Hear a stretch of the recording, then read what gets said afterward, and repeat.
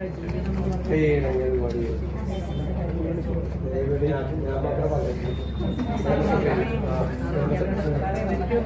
പരിഗണിക്കാം. അല്ലെങ്കിൽ എന്താണോ സംഭവിക്കുന്നത് അറിയാമോ?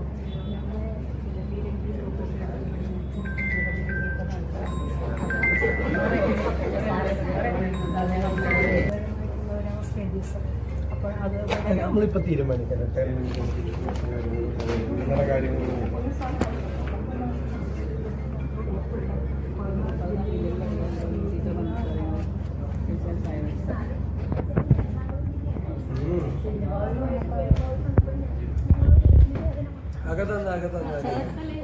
ഇലക്ഷൻ്റെ അല്ലേ, യാത്രയില്ല.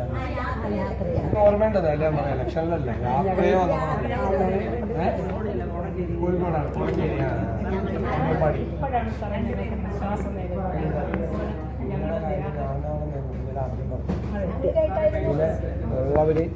ജോലിയിലുള്ളവരുടെ റിട്ടയർ ചെയ്തവരുടെയും പറഞ്ഞു.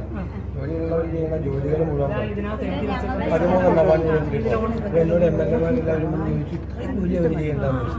പിന്നെ ഈ കാശ് ഒരുമിച്ച് കിട്ടുകയില്ലെന്ന്. കിട്ടുന്ന പൈസ മറ്റേ പാല് മേടിച്ചും മറ്റേ പച്ചക്കറി മേടിച്ചും ഞാൻ മുഴുവൻ പറഞ്ഞു.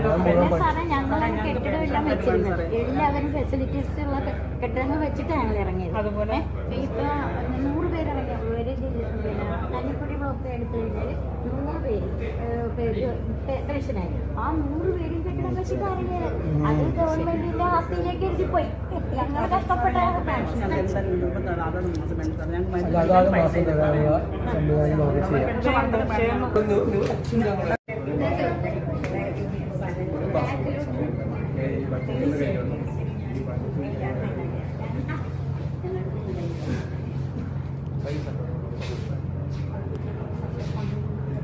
അത് നോക്കാം. ആദ്യം നിങ്ങൾക്ക് കള്ള പൈസ തരാനുള്ള പരിപാടിയാണ്. അത് കഴിഞ്ഞിട്ട് സ്ഥിരമായിട്ട് നിങ്ങൾ